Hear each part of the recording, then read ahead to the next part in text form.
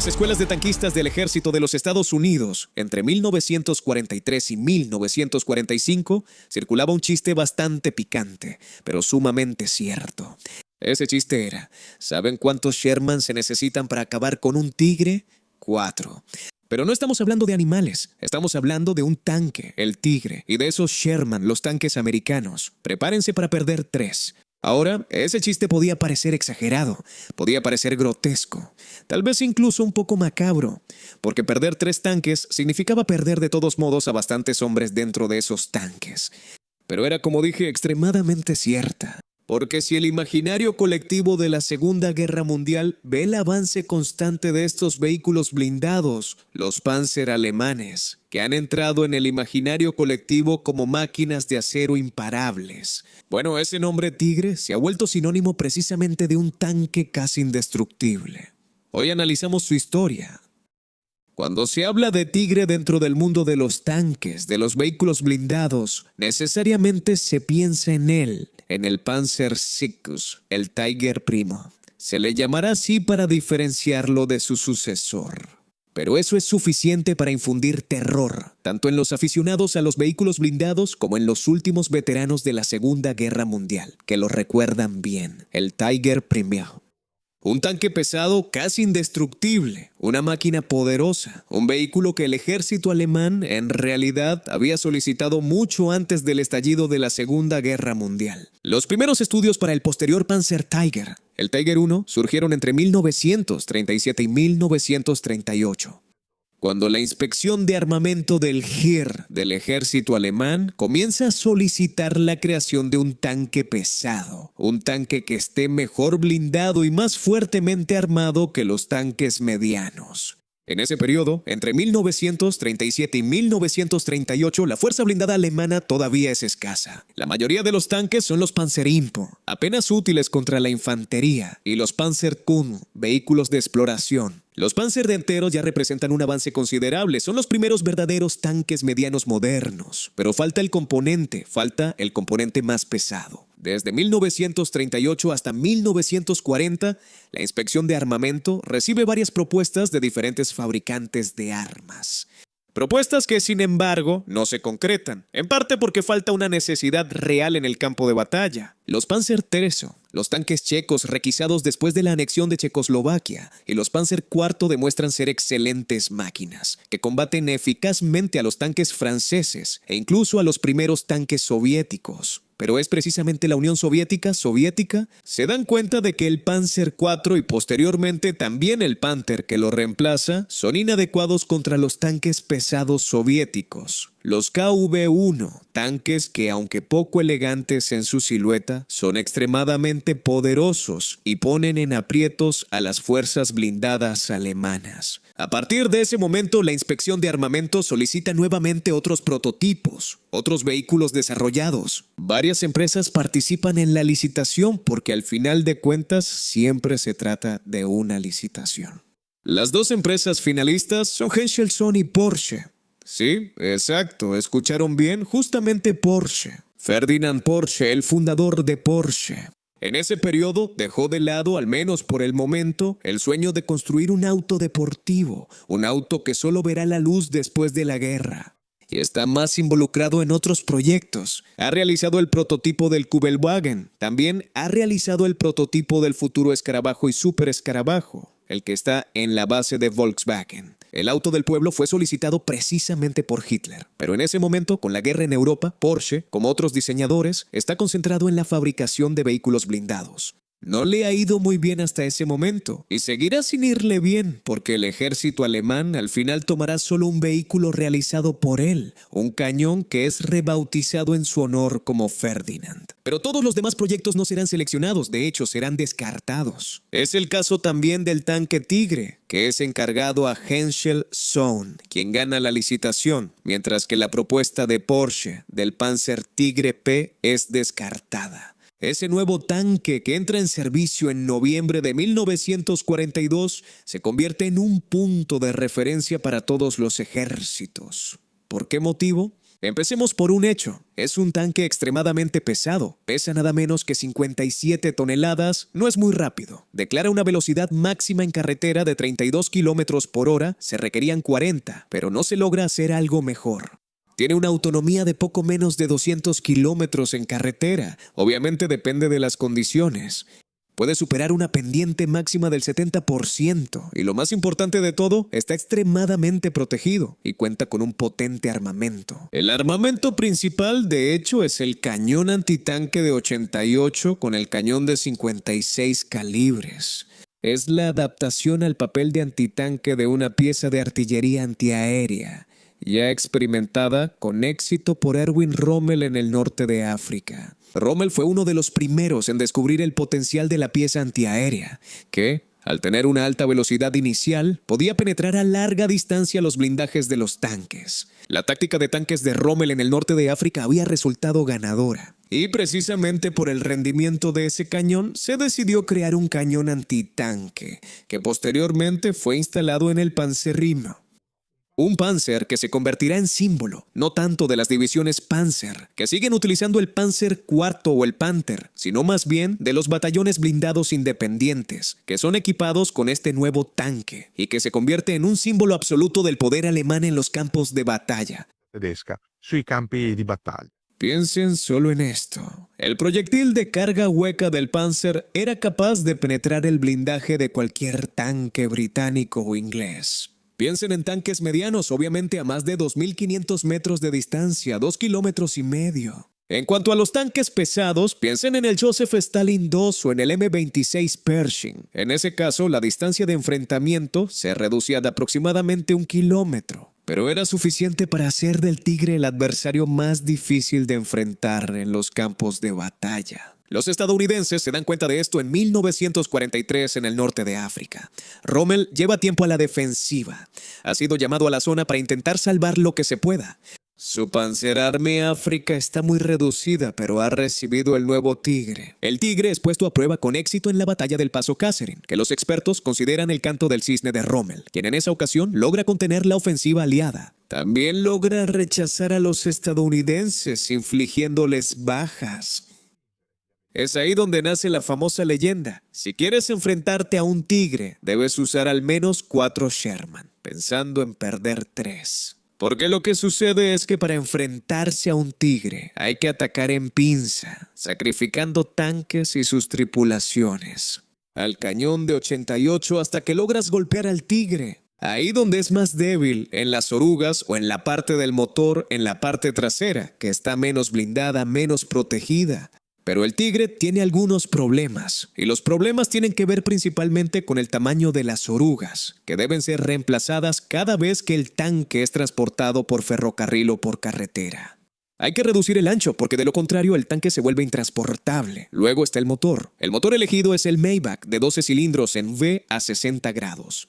Es un motor potente, pero es delicado, requiere mantenimiento y bastante combustible. Piensen que el tanque del Tigre contiene 540 litros. Pero justamente con esta cantidad de gasolina no se logra recorrer más de 200 kilómetros en carretera. Y en terreno accidentado, fuera de carretera, hay que restar al menos el 35% de esa autonomía. Esto significa que el Tigre es una excelente máquina. Confiable hasta cierto punto, letal en condiciones de combate, pero presenta problemas mecánicos y, sobre todo, un consumo de gasolina exagerado. Del Tigre, de todos modos, los alemanes obtienen otro vehículo. Un vehículo que no es precisamente un tanque.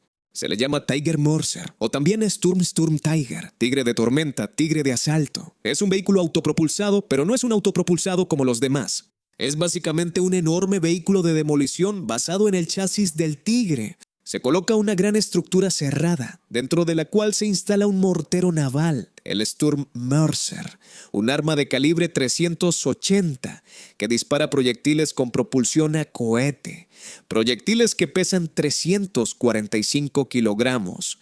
¿Para qué sirve algo así? En realidad, los alemanes piensan en este vehículo de demolición después de la batalla de Stalingrado, una batalla que ya hemos abordado en el canal y que había obligado a los alemanes a combatir. Ir barrio por barrio, calle por calle, casa por casa, de manera destructiva y exasperante. Por esta razón, los alemanes pensaron en crear un carro de demolición capaz de destruir de un solo golpe un edificio entero, suficiente para evitarse la molestia de los combates de guerrilla urbana. De ahí nació el Sturmtiger, que sin embargo, al momento de su entrada en servicio, ni siquiera se fabricaron 20 ejemplares, ya había en la práctica agotado su propósito. La única vez que realmente se utiliza para lo que podría ser su propósito es durante el levantamiento de Varsovia. Ya lo hemos mencionado, pueden encontrar el video en el canal. El Sturmtiger, con un solo disparo, puede pulverizar un edificio entero, y eso es lo que hace para sofocar la revuelta, para destruir los edificios que el Ejército Nacional Polaco había convertido en fortines durante el levantamiento en el verano del 44.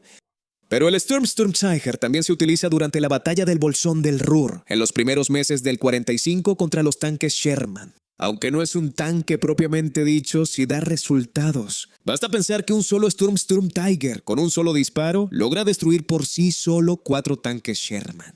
Esto es para que se entienda cuán destructiva es esa arma, ese Sturmmörser, ese mortero naval con proyectiles de cohete, algo extremadamente destructivo. Pero por lo demás inútil en un combate al aire libre.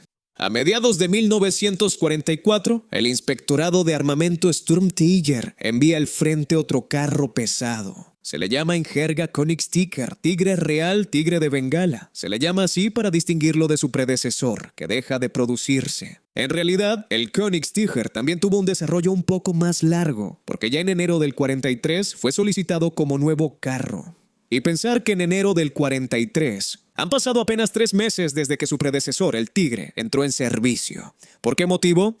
Después de solo 3 meses, el ejército alemán solicita un nuevo carro pesado. Simplemente porque durante la Segunda Guerra Mundial, las mejoras en la industria bélica son constantes, son frenéticas. Pocos meses después de la introducción del primer Tigre, se dan cuenta ante todo de que las fuerzas blindadas soviéticas, no las aliadas, están poniendo en servicio tanques cada vez más pesados, capaces de superar incluso las prestaciones de los propios tanques Tigre. Y por otro lado, porque los alemanes deben aprovechar un nuevo tipo de cañón de 88, el de calibre alargado a 71.2, un cañón potentísimo que deja en ridículo a cualquier otra arma presente, excepto una. Solo una, el cañón británico de 17 libras que se convertirá en el enemigo mortal de cualquier tanque alemán. Pero volvamos al Sturmtiger, que también es estudiado como siempre por Henschel, Sohn y Porsche.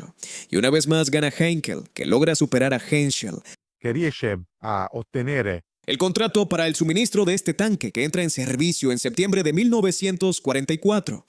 Un tanque prácticamente indestructible. Es aún más pesado que el Tigre original. Casi llega a las 70 toneladas. Es un tanque que sentó escuela, porque obtuvo sobre sí mismo las mejoras introducidas tanto por el Panzer Panther, que a su vez había adoptado la inclinación del casco del T-34 ruso, como por las mejoras introducidas con el primer Panzer Tigre, el Tigre 1.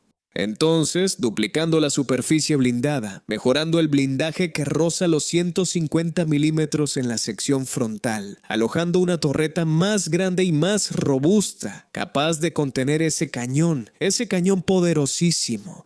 Pero el Königstiger, aunque presenta varias mejoras, a su vez tiene un defecto mortal, el de mantener siempre el mismo motor, el Maybach, que sí, se le aumenta la potencia, llegando hasta 700 caballos de fuerza, pero es frágil. Tiene problemas de transmisión, tiene problemas con la caja de cambios, en terreno accidentado no supera los 15 kilómetros por hora y sobre todo consume muchísimo. El tanque, que pasa de 560 litros a 860 litros de gasolina, le da una autonomía incluso menor que la de su predecesor, el Tigre 1. Si antes casi se lograban alcanzar los 200 kilómetros en carretera, ahora no se llega a 170 kilómetros, a pesar de tener un tanque más grande y con mayor capacidad. Esto significa que el Sturmtiger, que básicamente es una máquina casi indestructible, es lento y es frágil en su mecánica interna.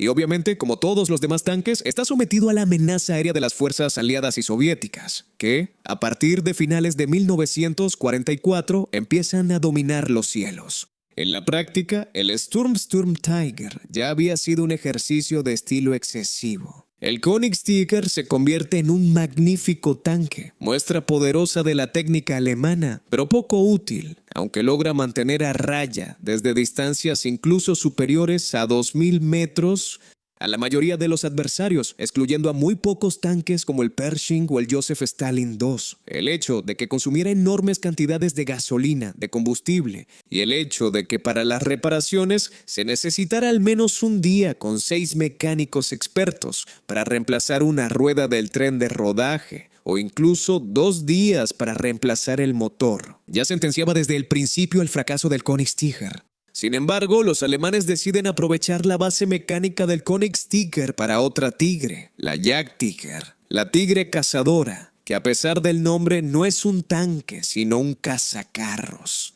Aprovechando, como se dijo, el casco del Königstiger, los alemanes construyen una gran casamata blindada, dentro de la cual se coloca el formidable cañón PaK-44, un cañón antitanque de 128 milímetros, un arma excepcional capaz de perforar los blindajes de los vehículos enemigos desde cualquier distancia.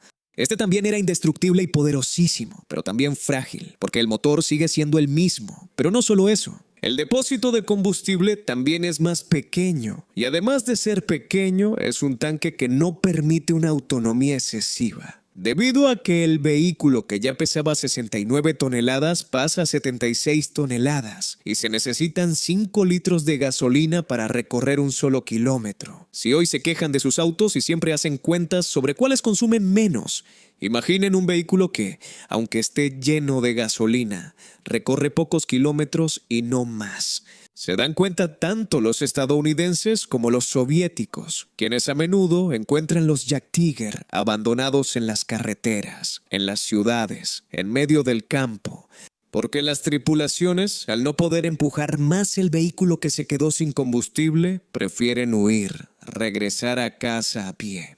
El Jagdtiger se convierte en el emblema final de la capacidad alemana para construir máquinas de combate teóricamente excepcionales, poderosísimas, destinadas a destruir a todos los adversarios, pero siempre con esos pequeños defectos. La fragilidad del motor, la transmisión, la caja de cambios, su delicadeza, el consumo de combustible, entre otras cosas, para una nación ya reducida al mínimo, lo que determina su fracaso.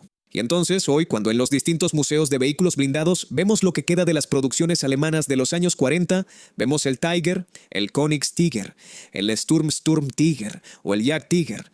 Bueno, son como tigres enjaulados, bellos, majestuosos, orgullosos, peligrosos. Pero estos tigres están cojos, son lentos, sin colmillos, hermosos, con una mirada orgullosa pero inofensivos. Lo son hoy y también lo demostraron en el pasado porque fueron producidos por una nación orgullosa, fuerte, determinada, pero destinada a la derrota. Una nación que siempre pedía nuevos armamentos, pero era incapaz de enfrentar la realidad. La realidad era que era imposible abastecer constantemente de combustible a los vehículos mecanizados. Una realidad que consistía en la dificultad de reemplazar los diferentes vehículos perdidos en batalla, en demasiados campos de batalla. Una realidad compuesta también por un ejército, el alemán, que por muy combativo que fuera, por muy bien entrenado, por muy bien dirigido, estaba destinado históricamente a la derrota. Y hoy esos vehículos, esos tigres enjaulados, nos lo recuerdan en su majestuosidad y en su testimonio de un pasado hecho de técnicas audaces, pero también de graves errores, incluso de diseño. Bienvenidos de nuevo a Dentro la Historia, el canal para quienes aman la historia contemporánea. ¿Ya se registraron a la newsletter mensual gratuita de Dentro la Historia? ¿No? Miren que el último número salió hace muy pocos días y quizá todavía están a tiempo de conseguirlo. Si no saben cómo hacerlo, vayan al sitio oficial de Dentro la Historia. Hay un área dedicada a nuestra newsletter y ahí la pueden solicitar de inmediato, de manera completamente gratuita. No cuesta absolutamente nada. Y este boletín llegará al inicio de cada mes a su bandeja de correo con muchos contenidos exclusivos pensados especialmente para ustedes. En nuestro sitio web encuentran el boletín, nuestros videos, nuestros podcasts, nuestros artículos, nuestros análisis editoriales y también nuestra tienda exclusiva, donde pueden encontrar nuestra ropa y muchas otras ideas pensadas para ustedes.